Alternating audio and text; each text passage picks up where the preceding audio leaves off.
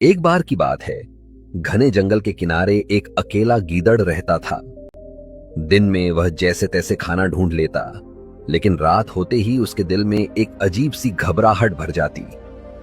हर रात हवा चलती, पेड़ की टहनियां हिलती और दूर कहीं से एक डरावनी आवाज गूंजती, ढम ढम ढम।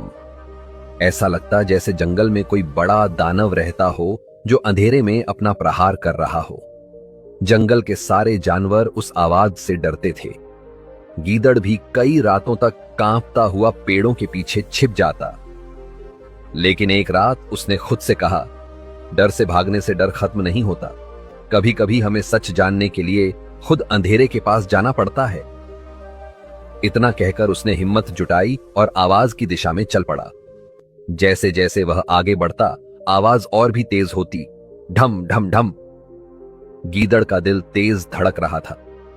उसके कदम कभी रुकते कभी आगे बढ़ते, लेकिन वह चल रहा था क्योंकि इस बार वह डर से जीतना चाहता था। आखिर वह उस जगह पहुंच गया जहां आवाज सबसे ज्यादा आ रही थी। उसने देखा, एक बड़े पेड़ के नीचे एक पुराना ढोल पड़ा था।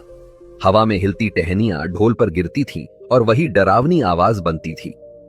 गीदड़ कुछ पल तक हैरान खड़ा रहा, फिर धीरे से मुस्कुराया और बोला, तो ये है वो राक्षस जिससे मैं इतने दिनों से डर रहा था। अब उसने ढोल के पीछे झांका।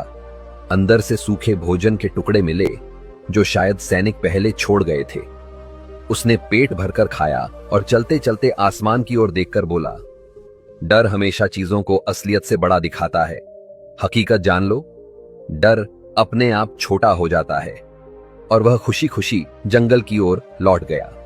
सीख, कई बार हमारा सबसे बड़ा डर असल में कोई डर नहीं होता। सच का सामना करने से ही मन की घबराहट खत्म होती है। जो भीतर से खाली होते हैं वही सबसे जोर से शोर करते हैं।